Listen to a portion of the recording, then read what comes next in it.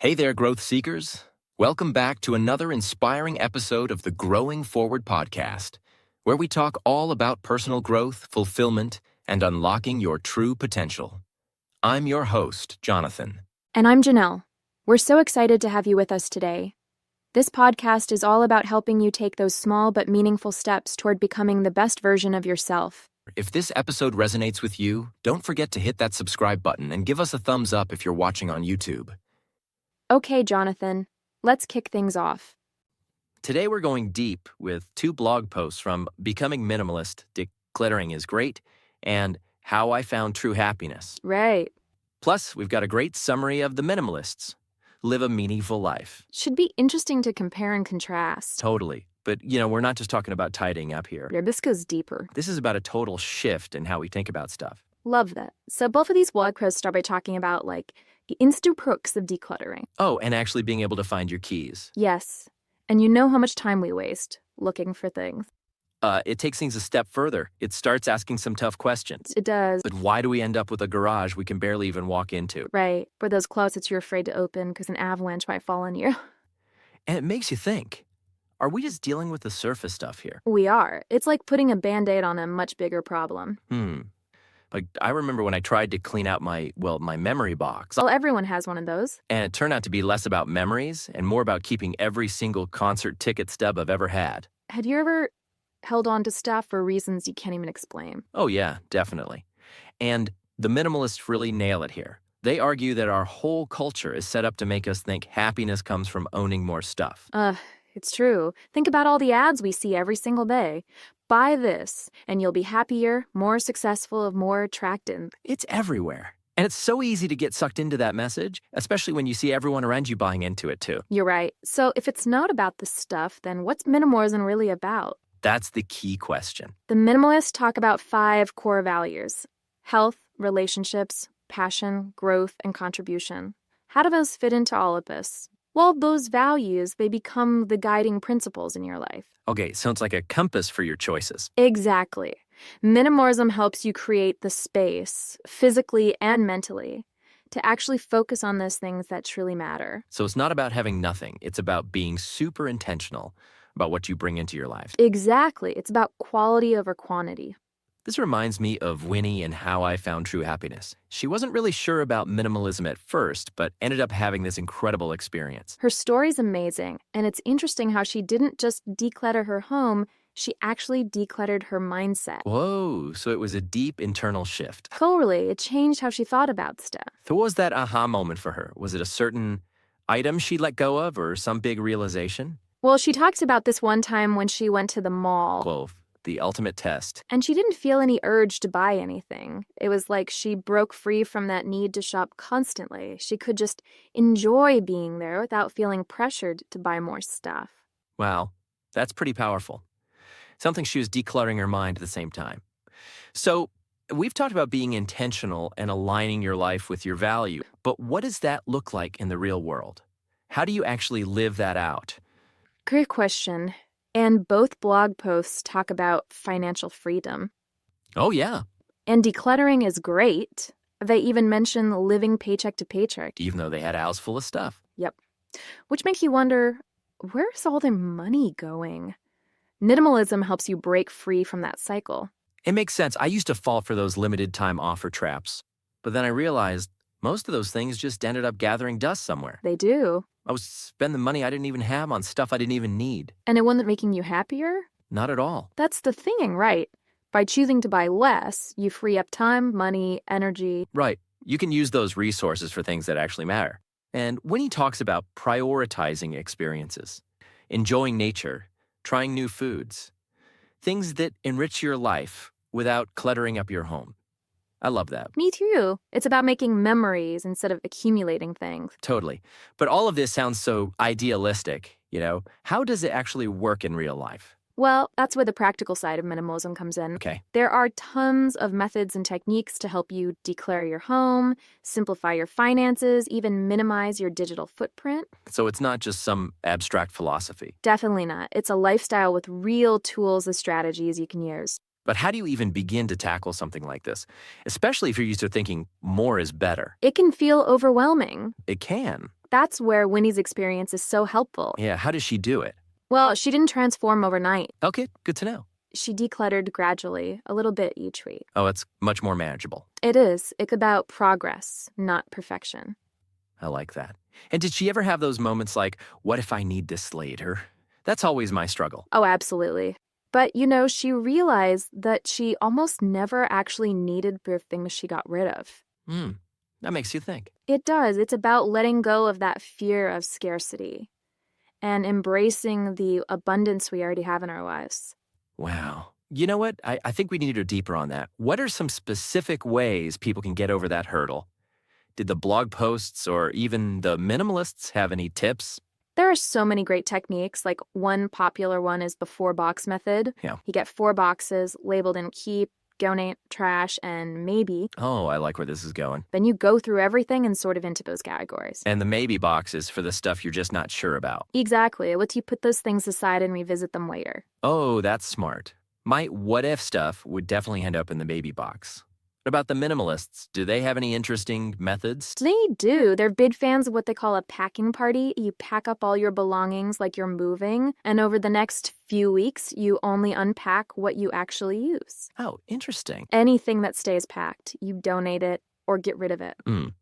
That's kind of like forcing yourself to confront what you truly need. It is. It took for guesswork out of it. But I can see how some people might find that a little extreme. For sure. Are there any more like gentler approaches? Oh, there are. There's the KonMari method, which focuses on keeping things that spark joy. It's more mindful. It's about connecting with your belongings on an emotional level. Okay, I like that. So we got the practical tips, the different methods, but we can't forget the big picture here. It's not just about getting rid of stuff. It's about looking at your values and what's important to you, Absolutely. It's about asking, what do I truly value? and then making your life match those values. Exactly. That's where those 5 core values from the minimalists come in handy. Right? Health, relationships, passion, growth, contribution, they become your guidepost for making decision. But how do you go from just thinking about those values to actually living them out? Well, one powerful way is to start bringing minimalist principles into your everyday routines and habits. Okay, I like that. Like what kind of things? Well, instead of mindlessly scrolling through social media, what if you use that time for a hobby or to connect with loved ones? So it's about making conscious choices that line up with your values. But yeah, it's not always easy. We've got societal pressures, all these ads. And let's be honest, sometimes we just have ingrained habits we need to break. It's true. It's a constant process that takes awareness, really being intentional, and a willingness to challenge how things are usually done. Right. It's about going against the grain. It is. But the rewards are worth it. When you start living in a way that truly matches your values, you experience this incredible freedom, peace, and even purpose. It can really transform you. Wow, that sounds amazing. So we talked about financial freedom, but what about stress? Does minimalism have an impact on your overall well-being? Definitely. Studies actually show that clutter can make you feel stressed, anxious, even depressed. Oh, wow. I didn't realize there was actual research on it. So by reducing clutter, you're not just cleaning up your space, you're creating a calmer, more peaceful environment. It's like you're creating a sanctuary for your mind. Exactly. And it supports your mental and emotional well-being. Makes sense. When everything around you is chaotic, it's hard to feel calm and focused. Right. For me, just decluttering can be therapeutic. It's like clearing mental cobwebs along with the physical ones. I get that as like a first start. And this connects directly to that core value of health from the minimalists. It's not just your physical health, it's mental and emotional well-being too. So minimalism is a holistic approach to well-being. Exactly. It helps you prioritize self-care and create a space that supports your overall health. I like that. And it's not just about us either, right? There's the environmental impact too. Absolutely. By consuming less and making more mindful choices, we're reducing our impact on the planet. That ties into that contribution value, right? It does. It's realizing that we're all connected and making choices that benefit everyone, including the Earth. So it's a win-win. Less clutter, less stress, a healthier planet. Sounds good to need. But what happens if more and more people start living this way? What kind of shifts can we see in society? Ooh, that's a fascinating question. When we start questioning this need to constantly buy and accumulate, we're actually challenging the foundation of our whole consumer culture. Wow, that's a big deal. It's like we're disrupting this status quo. Exactly. It's creating a more sustainable and equitable way of life. Okay, so Minimalism is about way more than just decluttering our homes. It's about decluttering our minds, schedules, our whole approach to life. But before we get into the details of how to actually make it happen, what's resonating with you so far? What's that one idea that's really sticking with you? For me, it's that minimalism isn't about deprivation at all. It's about liberation. Wow, I love that. It's freeing ourselves from consumerism and creating space for what truly matters. It's about shifting from what I lack to what I already have. Yes, and that brings us to something crucial. Minimalism looks different for everyone. Okay. There's no one-size-fits-all approach. It's about finding what works for you, what aligns with your values, and what brings you joy. Okay, so let's get into some of those practical strategies. We talked about the 4-box method and the packing party, Right, which are great for tackling all that physical clutter we accumulate. definitely. But there's another approach I find super helpful. It's called the one in, one out rule. Ooh, that sounds intriguing. Basically, for every new thing you bring into your home, you get rid of something else. So if I buy a new pair of shoes, I have to donate or sell an old pair. I could see how that would prevent clutter from building back up. It does. It makes you really think about each purchase. Yeah. And it stops that just-in-case mentality. Oh, I'm so guilty of that. Holding on to things just in case I need them someday. We all do it. But minimalism is about letting go of that fear and trusting that if you really need something, you can get it. It's true. It's also about appreciating what you already have, right? Yes. We often get so caught up in wanting more that we forget to enjoy what we already own. It's like we're always looking ahead to the next thing instead of being present with what we have. And it's hard because we live in this culture of instant gratification. It's everywhere. You're constantly bombarded with messages telling you to buy the newest, latest, greatest thing.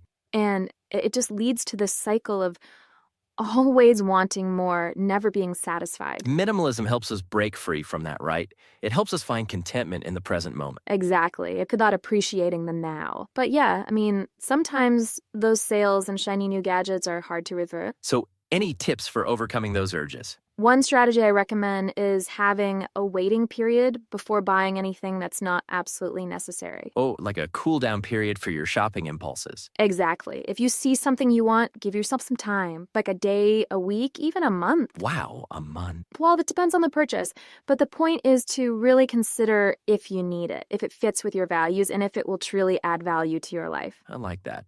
It forces you to think it through instead of just impulse buying. Okay, we talked a lot about physical clutter, but what about our digital lives? Well, that's a big one. It is. Our digital spaces can be just as cluttered as our physical ones. Absolutely. Digital minimalism is so important in today's world. So what are some ways we can declutter our digital lives? Start by unsubscribing from email lists that aren't relevant anymore. Delete apps you haven't used in ages. Okay. And turn off those notifications that are constantly distracting you. Oh, the notifications. I feel like I'm constantly bombarded with pings and alerts. Me too. It's exhausting. Digital minimalism is about getting your attention back. Right. And being more intentional about how you spend your time online. Yes, it connects back to that core value of time that the minimalists emphasize. It's about freeing up your time and energy for what matters most. Exactly. By simplifying your digital life, you're creating more space for real experiences, relationships, and personal growth. Think of all the time we waste just scrolling and checking email. It's kind of scary to think about, but I guess even small changes could add up. They do. Like, I recently started turning off my phone notifications for an hour each day. Oh, wow. That's a good idea. It's made a big difference in my focus and productivity. I bet. So it's about finding those little wins that make a difference over time. Exactly. And remember, it's a journey. Don't try to do everything at once. Right. One step at a time. Start with one small area and then gradually build from there. Okay, so we've talked about decluttering our homes and our digital lives. Yeah. But what about all our commitments? Ah, yes. Our overscheduled lives. I feel like so many of us are overcommitted and just spread way too thin. It's true. Minimalism encourages us to be more selective about what we commit to Okay. and to prioritize the things that really resonate with our values. That's easier said than done, though, right? How do you say no to things without feeling guilty? It takes practice, but it's so important for protecting your time and energy. Right. So any tips? It helps to have a personal mission statement or a set of core values that you can refer to. If something doesn't align with those, it's easier to politely decline. So it's about setting clear boundaries and prioritizing your own well-being. Exactly. And that brings us to another interesting area, relationships. Oh, yeah. Can you even apply minimalism to relationships? Absolutely. It's not about having fewer friends or anything like that. It's about focusing on quality over quantity. Okay, so it's more about nurturing the relationships that really matter. Exactly. And sometimes letting go of those that drain you or aren't serving you anymore. That's tough, though. It can be. Letting go of relationships is never easy, It's not. but it creates space for the ones that bring you joy and support your growth. We've talked a lot about the practical side, but we can't forget the mental and emotional benefits of all this. Right? We talked about Winnie feeling lighter, less attached to stuff. What other emotional benefits might people experience as they embrace minimalism? One of the biggest ones is this sense of freedom. Freedom from what exactly? Freedom from that constant need to buy more stuff, to keep up with everyone else, to impress people with possessions. It's like these weight lifts off your shoulders. I can imagine. I remember feeling so much lighter after decluttering my closet. Exactly. It can be such a powerful tool for self-discovery and growth. You let go of what no longer serves you, and you make space for new possibilities. And I bet that sense of freedom can spill over into other areas of life, too. Definitely. It can free up mental space so you can focus on your passions, relationships, goals. It's like clearing out the mental clutter so the important stuff can finally shine through. It can help with stress and anxiety. By simplifying your surroundings, you're also simplifying your decisions. It's less overwhelming. As we're talking about this, I'm realizing that minimalism isn't just about stuff. It's about simplifying every aspect of our lives. Absolutely. It's about being mindful of our time, our energy, our relationships, even our impact on the world around us. It's about creating a life that feels truly authentic. Yes, living with intention and purpose, not just being swept along by all the pressures of society. I love that. That's such a powerful message. Minimalism is a journey of self-discovery. It's about letting go and creating a life that feels more free, peaceful, and fulfilling. Beautifully said. And remember, it's not about being perfect. It's about progress. Right. Start small, be patient with yourself, and just keep moving forward. And remember, there are tons of people out there who are doing this too. Right. There's a whole community of minimalists. They're happy to share their experiences, offer support, inspire you. So don't be afraid to connect with others who are on this journey. Absolutely, we're all in this together. Remember Catherine from the comments on How I Found True Happiness? Oh yeah, the one who made a big career change. I'd love to hear more about her story. She seemed to really embrace minimalism on a lot of different levels. She did. So Catherine actually decided to become a housekeeper. Okay. Now, at first, you might not think that's simpler or more fulfilling. But for her, it was a total game changer. She found so much satisfaction in creating order and beauty in other people's homes. That's so interesting. So it wasn't about the job title or what other people thought. It was about finding work that felt right to her. I love that. Me too. It challenges those ideas we have about what success means. Totally. And by simplifying her career, she was able to have more time and flexibility for things she loved, like volunteering and creative projects. Exactly. It just goes to show how minimalism can create these positive ripples in your life. It's a great example of how it's not a one-size-fits-all thing. It's about finding what brings you joy and purpose, no matter what anyone else thinks. Now, you mentioned resources. What are some other things our listeners can check out if they want to learn more about minimalism? Oh, there are so many great ones. The Minimalists actually have a documentary on Netflix. It's called Minimalism, a documentary about the important things. I've heard great things about that, definitely adding it to my list. What about books or websites? Any recommendations there? For sure. If you're looking to declutter your home and want to try the KonMari method, Marie Kondo's book, The Life-Changing Magic of Tidying Up, is a classic. The joy-sparking method. I've been meaning to read that. You should. Now, before we wrap up, I want to bring up something important we talked about earlier. It's not about being a perfect minimalist. Don't get discouraged if you slip up sometime. It's a journey, not a race. And the most important thing is to find what works for you. Maybe you start by decluttering just one drawer, or unsubscribing from a few emails. Or maybe you say no to one commitment you don't really need. Small changes lead to bigger changes. And remember, you don't have to do this alone. Oh, absolutely. There's a whole community of minimalists out there ready to support you. Right. So connect with others who are on the same path. Minimalism isn't just about subtracting things from your life. It's also about what you add, what you make space for. I love that. More meaning, more purpose, more joy. It's about creating space for the things that really matter. So as you go on your minimalist journey, remember to focus on what you're making room for. It's about simplifying your life so you can truly live it to the fullest. Thank you so much for joining us on this deep dive into minimalism. It's been fun exploring this with you all. We hope you found it insightful and inspiring. And until next time, keep exploring, keep questioning, and keep simplifying.